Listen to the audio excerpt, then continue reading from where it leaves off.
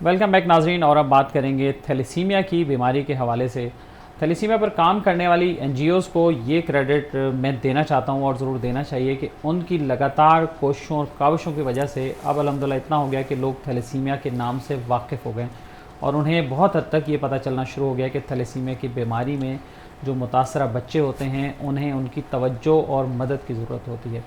ऐसे बच्चों के लिए इंतकाल खून मुस्तकिल तौर पर करना पड़ता है और इस काम के लिए मुख्तलिफ़ सेंटर्स खुले हुए हैं, मुख्तलिफ़ एनजीओज़ काम कर रही हैं, नॉन प्रॉफिट ऑर्गेनाइजेशंस काम कर रही हैं। बहुत सारे लोग आपको वैसे मिलेंगे, आपने सुना ही होगा कि बहुत सारे कामों का बेड़ा जो है वो समाजी तंजीमों ने उठाया हुआ है।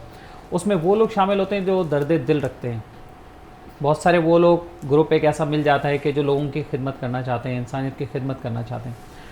ऐसी चंद ही मिसालें आपको मिलेंगी कि जहाँ पर मरीज़ों ने ख़ुद उस बीमारी से मुतासरा अफराद ने ख़ुद एक अंजुमन बना ली हो, ख़ुद एक मिलकर टीम बना ली हो, फिर ख़ुद एक इदारा कायम किया हो और फिर उसको लेकर अपने ही तमाम अपने जैसे लोगों को, चूँकि ये थैलेसीमिया हो या हीमोफीलिया हो या और भी कोई ऐसी बीमारियां हों, तो जब ये आपस में मिलते हैं तो एक फ़ैमिली की तरह ही बन जाते हैं। तो उन्होंने एक फ़ैमिली की तरह समझकर अपना बेड़ा ख़ुद उठा लिया है। ऐसे ही एक ऑर्गेनाइजेशन है जिसका नाम है faith fight against thalassemia foundation, और बहुत बड़ा काम है इनका भी। और इसमें ख़ास बात यही है, जैसे मैंने आपको बताया, कि ये वो लोग हैं जो थैलेसीमिया से ख़ुद मुतासरा हैं।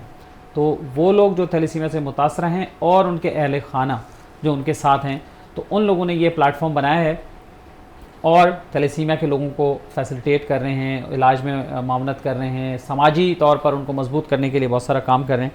हमारे साथ स्टूडियो में मौजूद हैं जनाब मोहम्मद हमाद हसन साहब, जो कि जनरल सेक्रेटरी हैं फेथ के। उनसे मज़ीद गुफ्तगू करते हैं। वेलकम जनाब हमाद भाई। बहुत शुक्रिया अख्तर भाई, जज़ाकल्लाह। क्या बताना चाहेंगे फेथ के बारे में पहले तो? अच्छा, पहले तो अख्तर भाई आपका बहुत शुक्रिया कि आपने प्लेटफॉर्म के मीडिया के थ्रू थैलेसीमिया के लिए अवेयरनेस के लिए बात की। तो थैलेसीमिया सबसे पहले बात करेंगे कि है क्या। बेसिकली थैलेसीमिया एक जेनेटिक डिसऑर्डर है, जनियाती बीमारी है, जो मौरूसी एक बीमारी है जो कि वालिदैन से बच्चों में मुंतकिल होती है। अब हम बात करेंगे वालिदैन से कैसे मुंतकिल होगी। अब जब वालिदैन दो लोग जब निकाह शादी करते हैं, तो जिस तरह एक मैथ का फार्मूला है माइनस माइनस प्लस, तो इसी तरह दो थैलेसीमिया माइनर्स एक मेजर की पैदाइश का सबब बनते हैं। अब दो थैलेसीमिया माइनर के ऊपर आते हैं। मेजर तो है कि दो वालिदैन शादी करेंगे, मेजर का बच्चा आ सकता है, आएगा, तो दो माइनर कैसे होंगे। तो थैलेसीमिया माइनर कोई बीमारी नहीं है, ये एक ट्रेट है, कैरियर है, जो कि 4 या 6 लोग अगर एक जगह मौजूद हैं तो उसमें से एक हो सकता है कि थैलेसीमिया माइनर हो। तो अब थैलेसीमिया माइनर के ऊपर आते हैं कि अगर 4 में से अगर एक जगह 10 लोग मौजूद हैं, 8 लोग मौजूद हैं, उसमें से 1 या 2 माइनर हो सकते हैं, कि नॉर्मल है। आबादी के अंदर भी 1-2% आबादी दुनिया की तो थैलेसीमिया माइनर है। तो हम ये देखेंगे कि थैलेसीमिया माइनर किस तरह उसकी वो होगी, कि टेस्ट होगा क्या होगा। तो शादी से पहले थैलेसीमिया का टेस्ट लाजमी कराएं। हम शादी से पहले कहते हैं, मैं तो कहता हूँ कि लाइफ में जब आप 18 के होते हैं, 20 के होते हैं, जब एक बंदा यूनिवर्सिटी के अंदर होता है, कॉलेज के अंदर होता है, उसी वक्त उसको थैलेसीमिया माइनर का टेस्ट लाजमी करा लेना चाहिए, ताकि उसको पता लग जाए कि आला वो नॉर्मल है या माइनर है।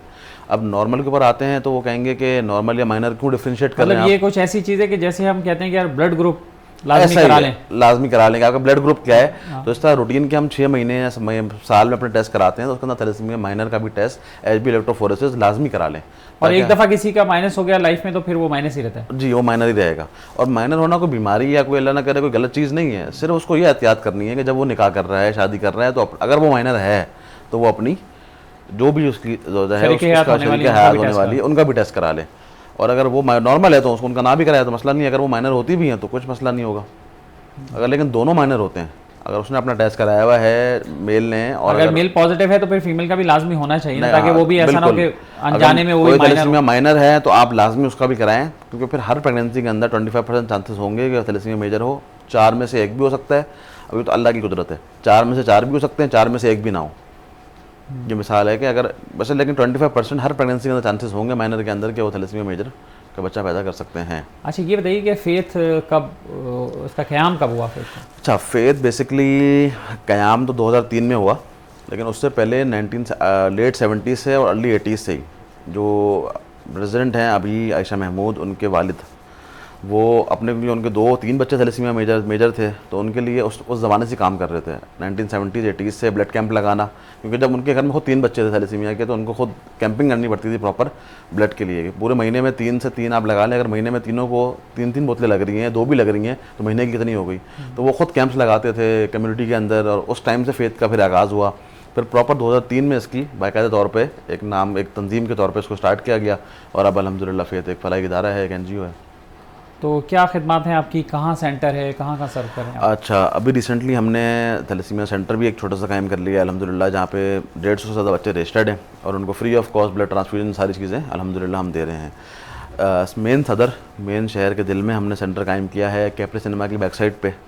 ये एरिया वो कहलाता है, सदर का ही कहलाएगा, वहाँ पे हमारा सेंटर कायम है। लोकेशन मैप पे आप फेथ लिखेंगे, फेथ थैलेसीमिया केयर सेंटर या फेथ फाउंडेशन आ जाएगा इंशाल्लाह ताला। तो उसमें रजिस्ट्रेशन का क्या प्रोसेस है? क्या नए भी पेशेंट अब भी आ रहे होते हैं आप लोगों के पास? अच्छा, हमारे पास पूरे पाकिस्तान से पेशेंट्स आ रहे हैं, जिसमें ख़ास तौर पे ठट्टा, हमारा सिंध का पूरा जो सूबा है उससे, वो हैदराबाद, बदीन, घोटकी, शिकारपुर, और बलूचिस्तान से ख़ास तौर पे, बलूचिस्तान से, तुरबत से, केट से, नोशकी से, कोयटा से पेशेंट्स आ रहे हैं जो कि हमारे पास रजिस्टर्ड हैं। फ़िलहाल हमारे 150 से ज़्यादा पेशेंट रजिस्टर्ड हमने कर लिए हैं, रजिस्ट्रेशन हमने क्लोज़ की हुई है। लेकिन कोई पेशेंट्स जो नहीं कहीं भी रजिस्टर्ड है, किसी भी इदारे में नहीं है, कभी कहीं जना या सिविल में लगा रहे हैं, उनको हमने फ़ौक़ियत दी है, और अभी भी हम उनको फ़ौक़ियत देते हैं। अगर वो आते हैं तो उनको रजिस्टर्ड कर रहे हैं, और प्रोसीजर उसका बहुत सिंपल सा है। तमाम डॉक्यूमेंट्स अपने लीगल, जो बच्चे के बेफॉर्म वगैरह वालिदैन के, वो लेके वो ऑफिस हमारे सेंटर आ जाएँ। इंशाल्लाह ताला पूरी कोशिश होगी कि उनको रजिस्टर किया जाए। उसके बाद फ्री ऑफ कॉस्ट उनको iron chelation, medication, hematology services, हर चीज़ फ्री ऑफ कॉस्ट हम उनको प्रोवाइड कर रहे हैं। तो जब आप लोगों से बात करते हैं, लोग आते हैं, तो दीगर इलाकों में वहाँ से लोग यहाँ क्यों आते हैं, क्या मजबूरी है? अच्छा, तो सबसे बड़ा मसला ये है कि सर्विसेज वहाँ भी मौजूद हैं। DHQ THQ तो आपको पता है हर शहर, हर गांव, गोट के अंदर बना हुआ है, लेकिन मसला ये है कि सेफ़ ब्लड ट्रांसफ्यूजन की हम जब बात करते हैं, जब थैलेसीमिया की बात आती है तो ब्लड की बात आती है, खून। थैलेसीमिया का बच्चा, उसको खून लगेगा। जब खून लगेगा तो उसको सबसे पहले अच्छा है साफ़ खून लगेगा। साफ़ खून लगाने के लिए बहुत सारी चीज़ें जो हैं वो वहाँ पर सहूलत मौजूद नहीं है। अगर मशीन हैं, गवर्नमेंट मशीन देती हैं, तो चलाने वाला नहीं होता, ऑपरेटर नहीं होता। ऑपरेटर होता है तो उसकी इतनी ट्रेनिंग उसकी नहीं हुई होती कि वो उसको सेफ़ ब्लड ट्रांसफ्यूजन की तरफ दे सके। बाकी बहुत अच्छा काम भी हो रहा है, बहुत हैदराबाद जैसे है और जगह जगह ठट्टा के अंदर बने हुए हैं, RBCs बने हुए हैं, वो ब्लड प्रोवाइड कर रहे हैं। लेकिन मसला ये है कि इतना बड़ा चंक है कि 150-200 बच्चा डेली का ट्रांसफ्यूजन के लिए, अगर 100 बच्चा आ रहा है, तो वो हैदराबाद का RBC है, ठट्टा का RBC कैसे देगा उसको? मसला ये है कि गवर्नमेंट ने उनको कहा है कि आपको इमरजेंसी केस हो, एक्सीडेंट का केस हो, उनको भी ब्लड RBC ने देना है। मैं ये कहूँगा गवर्नमेंट से कि थैलेसीमिया के लिए RBC के अंदर एक अलग से एक डिपार्टमेंट बना दें जो सिर्फ थैलेसीमिया को प्रोवाइड करें। ये जितने ब्लड बैंक्स हैं, जितने भी THQ DHQs हैं, सिविल हॉस्पिटल्स हैं पूरे पाकिस्तान के, उसके अंदर थैलेसीमिया का अगर वार्ड अलग बनाया हुआ है ना, तो ब्लड बैंक भी अलग हो थैलेसीमिया के लिए। तो आप लोग कैसे मैनेज करते हैं ब्लड को? क्या ब्लड बैंक बनाया हुआ है आपने या कैसे? अच्छा, ब्लड बैंक की मैं आपके प्लेटफॉर्म से यही दरख्वास्त करूँगा कि हाँ, जितने मुखर्री हज़रात हैं कि ब्लड बैंक बनाने का हमारा प्लान है, हमने वो पाइपलाइन में रखा हुआ है, उसकी तरफ हमने जाना है। फ़िलहाल तो हम ब्लड ले रहे हैं मोहम्मदी ब्लड बैंक से, हमारा MOU है उनसे, और उनसे हम ब्लड लेकर ट्रांसफ्यूज़ कर रहे हैं सिर्फ अपने पास। लेकिन हमारा इन फ्यूचर प्लान है कि हम ब्लड बैंक की तरफ जाएँ। उसके लिए हमें जगह भी बड़ी चाहिए होगी, तो हमें गवर्नमेंट से हमारी गुजारिश यही है कि कोई बड़ी जगह, कोई DHQ THQ के अगर वार्ड उनके पास है जो नहीं चल सक रहा, किसी वजूहत की वजह से बंद है, ये वहाँ पे नहीं बच्चे आ पा रहे हैं, तो वो हमें हमें दे दें, हम अडॉप्ट कर लेंगे उसको। वहाँ पे हम ब्लड बैंक भी हमारे उसके साथ मामनत भी करें साथ साथ। गवर्नमेंट बहुत अच्छा काम करती है, इदारों के साथ कोलैबोरेशन के अंदर उनको जगह दे देती है, लेकिन उनको चलाने के अंदर भी मामनत करे कि वो उनको जगह दे, और उसके बाद उसके लिए मशीन्स भी दे, स्टाफ भी दें, ताकि वो इदारा भी उसके साथ कोऑपरेट करें और गवर्नमेंट भी कोऑपरेट करके ब्लड बैंक हो, उसके अंदर प्रॉपर चीज़ें हो कर सकें इंशाल्लाह। तो ये बताइए कि ब्लड जैसे आपको गवर्नमेंट से अगर मिल जाता है या ब्लड बैंक से मिलता है, तो दैट मीन्स कि एक बच्चे पे ट्रांसफ्यूजन और ये सारे मामला पे क्या ये सारा काम फ्री में हो जाता है या आपको कॉस्ट पड़ती है इसकी? नहीं, हमें कॉस्ट पड़ती है, हम कम्युनिटी शेयर के अंदर कॉस्ट देते हैं। लेकिन वो ये है कि अगर हम बाहर से, जैसे अगर किसी प्राइवेट हॉस्पिटल से ब्लड लेते हैं या प्राइवेट ब्लड बैंक से, तो वो उसका 50% हमें आधा देना पड़ता है, आधा हमारे साथ जिस इदारे से हम लेते हैं वो ताउन करता है, तो वो एक कॉस्ट होती है, वो हमें करनी पड़ती है। तो अगर मंथली बजट की तरफ जाएँ, हम इसको समअप करें कि ब्लड ट्रांसफ्यूजन, आयरन क्लेशन, दवाइयाँ, हेमाटोलॉजी क्लिनिक्स, हमारा 30 से 40 लाख रुपए पर मंथ का, महीने का, और 20 दिन का है। कैसे पूरा होता है, ये कैसे आप जमा करते हैं पैसे? ये बात बड़ी आपने अख्तर भाई अच्छी की है कि ये जमा करने के अंदर हमें बहुत मुश्किलात होती हैं, क्योंकि हम रिसेंटली ही अभी ही अपना एक थैलेसीमिया सेंटर की तरफ गए हैं, प्रॉपर हमने अकाउंट्स वगैरह हमारे जो हुए हैं, तो उसके अंदर बड़ी मुश्किलात हमें होती है। पहले तो हम सेल्फ फाइनेंस करते थे, दोस्तों यारों को कह देते थे, तो मिलके हम चला रहे थे, लेकिन जब से हम अब इस तरह मंथ के इतने अमाउंट में गए हैं, तो हमें अब डोनेशन की ज़रूरत है। तो हम सबसे यही चाहेंगे कि जितने लोग ये सुन रहे हैं, देख रहे हैं, हमें जानते हैं, इदारे को जानते हैं, वो विज़िट करें, इदारे को देखें, और उन्हें अच्छा लगे तो इदारे को, जिस तरह हर इदारे को बड़े बड़े मुखैया डोनेट करो, तो इस तरह हमारा इदारा भी है, उसको डोनेट करके वो हमारे लिए आसानी कर सकते हैं। क्योंकि सारा काम वॉलंटियर बेस तो नहीं होगा ना, एम्प्लॉयज़ भी होंगे, ऑब्वियसली बात है, एम्प्लॉयज़ हैं, बहुत ज़्यादा एम्प्लॉयज़ हैं, 10 से 15 स्टाफ है, फिर डॉक्टर्स हैं, हेमाटोलॉजिस्ट है सबसे पहले हमारे पास। और हेमाटोलॉजी की एक हेमाटोलॉजिस्ट की सिर्फ अगर आप प्राइवेट लेने जाएँ उसकी अपना OPD, तो आपको पता लग जाएगा कि 5 से 6 हज़ार रुपये चार्ज करते हैं, और 2-2 महीने की वेटिंग होती है। और हमने अल्हम्दुलिल्लाह Monday to Friday daily hematologist अपने सेंटर में बैठाई हुई है। हेमाटोलॉजिस्ट बैठा अल्हम्दुलिल्लाह फर्स्ट डे फर्स्ट है। हमने इस बात पे मैं आपको बताऊंगा कि हेमाटोलॉजिस्ट के लिए ज़रूरत इसलिए भी हमें थी कि बहुत सारे इदारे हैं माशाल्लाह बहुत अच्छा काम कर रहे हैं, लेकिन उनकी hematology clinic once a month थी या वंस अ वीक थी। हमने जब स्टार्ट किया, हमने कहा कि हमने पंपिंग स्टेशन नहीं बनाना कि गाड़ी आई, पेट्रोल डाला और जाने दिया। हमने प्रॉपर एक सिस्टमेटिक काम करना है कि उनका पहले टेस्ट कराना है। अगर उनको 12,000-15,000 आयरन है तो उनको ट्रांसफ्यूजन पहले लगाने से पहले उनको आयरन कम करना है, वरना तो उनका वो तो एक चलता फिरता बॉम्ब है एक बच्चा एक तरह से। अगर हम जवान में करें, आपके अख्तर भाई आपके अंदर या मेरे अंदर 150 या 200 आयरन होना चाहिए, ये भी ज़्यादा मैं कह रहा हूँ, फेरेटन। इन बच्चों को होता है 8,000, 10,000, 12,000, 5,000, 6,000 तो नॉर्मल है। और जिस बच्चे का 10,000 आयरन है उसको मैं रैपिड ट्रांसफ्यूजन अगर और देता रहूँ तो वो तो कभी भी कोलैप्स कर जाएगा। तो इस हवाले से ये बताइए कि लोगों से क्या अपील करना चाहेंगे आप, कि किस तरह से आपकी मदद की जाए? मैं लोगों से ये अपील करना चाहूँगा कि हमारे इदारे का आके विजिट करें, हमारे इदारे के अकाउंट मौजूद हैं, उनको देखें। सोशल मीडिया के ऊपर हम हर प्लेटफॉर्म के अंदर मौजूद है। आपको सोशल मीडिया पे कांटेक्ट करना है, आप ओवरसीज़ हैं, पाकिस्तान के अंदर हैं, आप नहीं आ सकते, आप हमें कांटेक्ट करें, हम आपको सारी चीज़ें प्रोवाइड करेंगे। पेशेंट का डेटा, पेशेंट को स्पॉन्सर करें। 2009 में हमने स्टार्ट किया था स्पॉन्सर चाइल्ड प्रोग्राम। आज बहुत सारे इदारे उसको कॉपी कर रहे हैं, लेकिन हम उसके बानी हैं। हमने स्टार्ट किया था कि आप एक बच्चे की मंथली या सालाना जो भी क्या कॉस्ट आती है?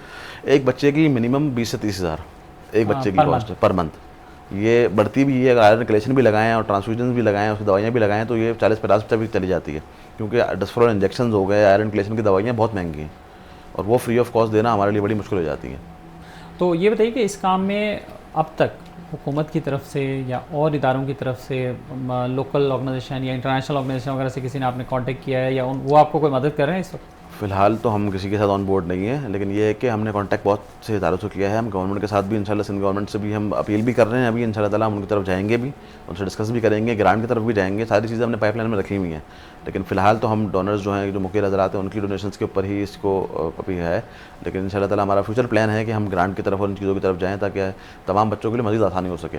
और तो जी हाँ, तो ये बताइए कि बच्चों की अब सूरत हाल क्या होती है ज़्यादातर? जैसे आयरन बढ़ जाता है, तो अब जो मुजवज़ा तरीक़ाकार है यहाँ पर आपके यहाँ क्या है, और वैसे ओवरऑल क्या चलता है, किस तरह से उनको हेल्प करते हैं? अच्छा, आयरन कलेक्शन के लिए सबसे बेस्ट है कॉम्बिनेशन थेरेपी। कॉम्बिनेशन थेरेपी मतलब ओरल भी और IV भी, या पम्प के थ्रू लगा लें जो कंफर्टेबल हो बच्चे, या IV के थ्रू लगा लें। 8 घंटे की ट्रिप लगती है, पम्प भी 8-9 घंटे चलता है, 10 घंटे 12 घंटे। अब ये एक मुश्किल अमल भी है और बहुत महंगा अमल भी है, तो इसके लिए हम तो कॉम्बिनेशन थेरेपी पे जा रहे हैं। ओरल दवाइयाँ भी दे रहे हैं जो बच्चे चैलेटर्स दे रहे हैं, और उनको IV भी लगा रहे हैं। सबसे बड़ा चंक जो हमारा खर्चा है वो IV के ऊपर ही है, आयरन कलेक्शन के ऊपर ही है, क्योंकि हम प्रॉपर 6-6 मंथ्स के लिए, 4-4 मंथ्स के लिए एक बैच पूरा निकालते हैं अपने पेशेंट्स के अंदर से। उनको 6 महीने के लिए लगातार आयरन की ड्रिप्स लगाते हैं, आयरन कलेक्शन लगा देते हैं उनको, ताकि उनका आयरन कम हो। पहले टेस्ट कराते हैं, फिर उसके बाद 3 महीने बाद, 6 महीने बाद तो टेस्ट ये कराते हैं। मॉडर्न भी तरीका यही है? जी, फिलहाल भी यही है। अच्छा, ऐसा ही है। आयरन बॉडी से निकालने का तरीका यही है कि वो आयरन चिलेटर्स खाएँ और IV वो कर लगाएं, या फिर पंप से उसको लगाएं। ये जो चीज़ें हैं, या मेडिसिन भी जो है, क्या लोकली बनती है पाकिस्तान में, फार्मास्यूटिकल बनाती हैं, या ये बाहर से? आयरन चिलेटर्स जो हैं वो उसका 2-3 फार्मूला ही है, डिस्फ्रॉल, डेसिफ्रॉक्स वगैरह, तो वो लोकल बन रहे हैं, लेकिन ये है कि काफ़ी हद तक किसी की एफिकेसी अच्छी है, किसी की नहीं है। तो बहुत सारे इदारे क्या कहूँगा, मतलब इदारे ख़रीद रहे भी हैं और बहुत सारे कंपनीज बना भी रही हैं, लेकिन वो ये कॉस्ट, किसी की कॉस्ट ज़्यादा है, किसी की कम है, किसी की एफिकेसी अच्छी है या किसी की नहीं है। तो ये कि प्रॉपर उसको चेक करना पड़ता है पेशेंट्स के ऊपर लेके। 4-6 महीने हम उसको FOC उनसे लेते हैं, दवाइयाँ उनसे लेते हैं कि आप पेशेंट्स को दें। हम देखते हैं अगर पेशेंट कंफर्टेबल है खाने में, उसको डिस्पर्स कर रहा है, अगर किस तरह कंफर्टेबल है, उसको उल्टी तो नहीं हो रही, मतली तो नहीं हो रही, तो फिर वो दवाई हम उसको कंटिन्यू करते हैं। अच्छा, ये बताइए कि अवेयरनेस के हवाले से सिंध में भी कानून पास हो चुका है, थैलेसीमिया जो बिल है, और उसके बाद अवेयरनेस का क्या लेवल है? अब अवेयरनेस आई है लोगों में, बढ़ी है कुछ? अच्छा, तो भाई अवेयरनेस तो लोगों के अंदर है थैलेसीमिया की, सब जानते हैं, लेकिन बस बात करना नहीं चाहते। अभी भी बात करना नहीं चाहते। मैं ऐसी फैमिलीज़ को जानता हूँ जिनके थैलेसीमिया के पेशेंट्स हैं, वो बताते ही नहीं है कि हमारा बच्चा थैलेसीमिया का है। और फिर गवर्नमेंट ने इसके लिए काम किया है, बिल पास किया है, सिंध असेंबली में भी हुआ है, बलूचिस्तान असेंबली में भी हो गया है, KPK असेंबली में भी हो गया है, इम्प्लीमेंटेशन नहीं है। बिल पास तो करा दिया, किसी MP ने करा दिया, किसी उसमें तो MLA ने ये भी करा दिया। मेंशन था कि जी निकाहनामे में भी एक खाना जो है वो निकाहनामे रखा में जाएगा। शिक होनी चाहिए। उसके बाद जो निकाह काजी है, निकाह ख्वाह को बावर किया जाए कि वो अगर उसने बगैर थैलेसीमिया का टेस्ट देखे निकाह किया तो उसका निकाह का जो उसका वो है रजिस्ट्रार होता है वो कैंसिल कर दिया जाएगा। तो ये सारी चीज़ें बात हुई थी, लेकिन इसके ऊपर अमल दरामद नहीं हो रहा। बहुत सारी चीज़ें थैलेसीमिया के लिए करनी चाहिए गवर्नमेंट को। हेल्पलाइन, जिस तरह हमने कोविड में बहुत तरह हमने कोशिश की थी कि जिस तरह कोविड में हेल्पलाइन आ रही थी, इस तरह आम दिनों में थैलेसीमिया की हेल्पलाइन कॉल के ऊपर जब हम कॉल करें तो वो कॉल लाइन बचे। थैलेसीमिया के ऊपर अवेयरनेस किया है तो उसके ऊपर भी काम नहीं हुआ। बहुत सारी चीज़ें हैं थैलेसीमिया के ऊपर। बात मसला ये है कि थैलेसीमिया एक ऐसा इस माशरे का हमारा एक ऐसी बीमारी है जो एग्जिस्ट करती है बहुत ज़्यादा और लोगों को पता भी नहीं है कि यार अच्छा ये भी होता है। तो वो वाली चीज़ है कि है भी और नहीं भी, तो लोग उससे आंखों के ओझल हो जाते हैं। कुछ देखते हैं तो बस दुआ दे देते हैं और उसके ऊपर बात नहीं करते।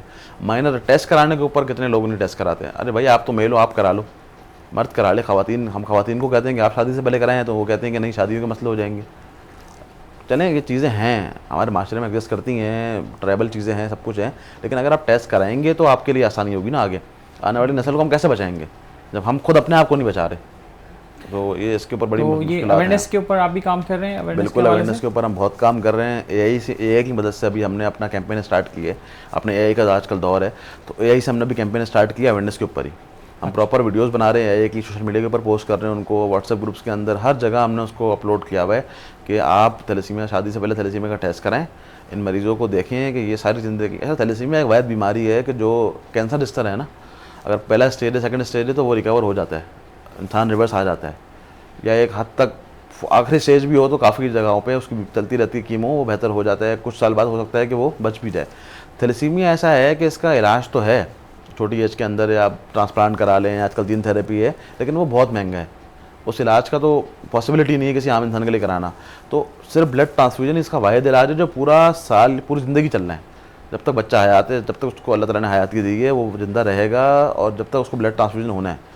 तो थैलेसीमिया एक बहुत मुश्किल चीज़ है, इसके लिए बात भी होनी चाहिए, गवर्नमेंट को उसके ऊपर इकदाम उठाना चाहिए ताकि आने वाली नस्ल को हम थैलेसीमिया से बचा सकें। वरना अब तक कराची में, अगर पाकिस्तान में कितने अफराद होंगे, कोई 10 लाख कहता है, स्टैट भी नहीं है हमारे पास, फिर कोई 8 लाख कहता है, कोई 2 लाख कहता है, XYZ जितने बच्चे भी पूरे पाकिस्तान में रजिस्टर्ड हैं, उसका प्रॉपर स्टैट तो गवर्नमेंट के पास तो एटलीस्ट हो, प्राइवेट इदारों के पास तो है, गवर्नमेंट के पास तो हो। गवर्नमेंट उसका स्टैट लेके भाई 10 लाख बच्चे, 8 लाख बच्चे पाकिस्तान में थैलेसीमिया के एग्जिस्ट करते हैं, सिंध में 2-2.5 लाख बच्चा है, तो उनके लिए काम करें। तो ये बताइए कि जो मुख्तलिफ ऑर्गेनाइजेशंस काम कर रही हैं थैलेसीमिया के लिए, उसमें NGO सेक्टर खासतौर पे, आप लोगों का आपस में कोई रब्ता होता है? पता होता है कि यार पेशेंट आपके पास भी रजिस्टर्ड हैं, किसी और जगह भी हैं, और जगह भी हैं, डेटा ओवरलैप भी होता है इसमें चीज़ें? अच्छा, ये मैंने जिस तरह बीच में बात की कि हमने वही बच्चे रजिस्टर्ड किए हैं जो कहीं रजिस्टर्ड नहीं है, किसी इदारे में रजिस्टर्ड नहीं है। अब ये है कि सब इदारों को ऑन वन पेज बैठना और अपना डेटा शेयर करना, तो ये तो आप भी जानते हैं कि मुश्किल, नामुमकिन नहीं एक तरह से। लेकिन ये है कि अल्हम्दुलिल्लाह सबके आपस में लिंक्स हैं, सब कोऑर्डिनेशन में होते हैं, बैठते हैं, तो ये करना चाहिए। लेकिन गवर्नमेंट जब कराएगी ना तो भी होगा। अगर ये प्राइवेट इदारे मिलकर बैठेंगे ना तो वो एक कहेगा कि नहीं मैं नहीं दे रहा, कोई करेगा, कोई नहीं करेगा। गवर्नमेंट को चाहिए कि वो जिस तरह पाकिस्तान के झंडे में झंडा लाजमी होता है, तो वो पाकिस्तान गवर्नमेंट को चाहिए कि सिंध गवर्नमेंट बैठे, तमाम इदारों को एक पेज पे लेके आए, उनको बोले कि आपके जितने बच्चे रजिस्टर्ड हैं सबका डेटा गवर्नमेंट को दे, वो उसको सेंट्रलाइज करके ऑटोमेटिक देख लें कि कितने किसके बाद कितने बच्चे रजिस्टर्ड हैं। और जो ओवरलैप कर रहे हैं, पहले कहाँ रजिस्टर्ड हुआ था, अगर वो बच्चा पहले वहाँ रजिस्टर्ड हुआ था बाद में हमारे पास हुआ है, या हमारे पास पहले रजिस्टर्ड हुआ था बाद में वहाँ हुआ है, तो उसको स्पेसिफिक करके उनको डेटा प्रॉपर मर्ज करके उनको दे देंगे। आपके पास अब यही बच्चे, आपने 100 बच्चे देखने हैं, मैंने 150 देखने, आपने 1000 देखने, सबको बच्चे डिवाइड करें ताकि सबके लिए आसानी हो जाए। फिर सब गवर्नमेंट ये भी कहे कि फिर आपके पास 1000 बच्चे हैं, 1000 बच्चों के हिसाब से अपना बजट बना के फंड रेजिंग करें, और फिर बच्चों की भी हालत इंप्रूवमेंट नज़र आनी चाहिए। एग्जैक्टली। गवर्नमेंट पर चेक एंड बैलेंस करें कि अगर आपके पास महीने के लाख रुपए, 2 लाख रुपए, 10 लाख रुपए, XYZ जो अमाउंट आपको डोनेट हुआ है, गवर्नमेंट ने ग्रांट दी है, या फिर उसको आप फिर पेशेंट्स को देखेंगे, उन पेशेंट्स की बेहतरी हुई है, उनको ब्लड मिल रहा है, नहीं मिल रहा, ये तो गवर्नमेंट को मैं कहता हूँ रूटीन चक्कर लगाने चाहिए इदारों के अंदर जाके। गवर्नमेंट का कोई इदारा हो, कोई कमेटी बने जो विजिट करे, छापे मारे जाके इदारों के अंदर, पेशेंट से जाके बात करें। हमारे इदारे के अंदर भी है मोस्ट वेलकम, पेशेंट से बात, डायरेक्ट पेशेंट से बात करें कि बेटा आपको यहाँ ब्लड लगता है, कितने फ्रिक्वेंसी के लगता है, कब लगता है, कोई तकलीफ होती है, कोई मसला होता है। अगर कोई मसला तकलीफ बच्चों को हो रही है तो फिर वो गवर्नमेंट इदारे से पूछे कि भाई क्या कर रहे हो, उसमें सबसे पहले मेरे इदारे से स्टार्ट करें। मैं अगर मशवरा दे रहा हूँ, लोग कहेंगे बैठ के आपने तो कह दिया गवर्नमेंट कभी कमेटी बन जाएगी, क्योंकि आपको पता है जब गवर्नमेंट इस तरह की बातें सुनती है तो वो एक्शन में आ जाती है फ़ौरन, यार ये तो बात तो सही कर रहे हैं। तो वो पहले मेरे इदारे से स्टार्ट करें, सेकंड पहले मुझसे स्टार्ट करें, उसके बाद तमाम इदारों का करें। तो आप क्या अपील करना चाहेंगे माह रमज़ान के हवाले से लोगों से, हमारे नाज़रीन से? अच्छा, आखिरी अशरा है माह रमज़ान के हवाले से। सबसे पहली मेरी अपील ये है कि खून का अतिया, ब्लड डोनेट लाजमी करें। रमज़ान के अंदर बहुत मुश्किल हो जाता है ब्लड डोनेट करना, उन बच्चों के लिए बड़ी मुश्किल होती है। इसके लिए मैं आपके प्रोग्राम के तवज्जुह से मैडम दुर्रनाज़ जमाल जो डायरेक्टर हैं अपना SBTA की, उनका बहुत शुक्रगुजार हूँ कि उन्होंने अभी रमज़ान से पहले एक बहुत बड़ा कैंप लगाया, जिसके अंदर उन्होंने 1100-1200 बोतलें जमा की माशाल्लाह, और तमाम इदारों के अंदर उनको दिया। उसके लिए बहुत बेहतरी हो गई है। लेकिन अब आखिरी अशरा है, डेली के ट्रांसफ्यूजन हम 8-10 कर रहे हैं, 15 कर रहे हैं, बहुत इदारे 50-50, 100-100 ट्रांसफ्यूजन डेली के कर रहे हैं, 30 कर रहा है, कोई 20 कर रहा है। तो हम तमाम लोगों से गुजारिश है सबसे पहले तो ब्लड डोनेट करें, और उसके बाद मैं ये कहना चाहूँगा कि जिस तरह हम तमाम इदारे काम कर रहे हैं उनको आगे विजिट करें। उनके लिए अगर ब्लड डोनेट नहीं कर सकते आप किसी वजह की वजह से, एज का मसला है या कोई डर है, खौफ है, तो कम से कम उनको एहतियात दे के तो उनको सहारा बने। अब ब्लड डोनेट नहीं कर सकते तो उनको एहतियात दें, ताकि वो ब्लड कैंप्स लगाएं इन बच्चों के लिए, ब्लड ट्रांसफ्यूजन, इनको ब्लड दे सकें। और एहतियात, आपके एहतियात से ये बच्चे ज़िंदगी गुजार सकते हैं, वरना तो उनकी बहुत मुश्किल है इनके लिए ज़िंदगी गुजारना।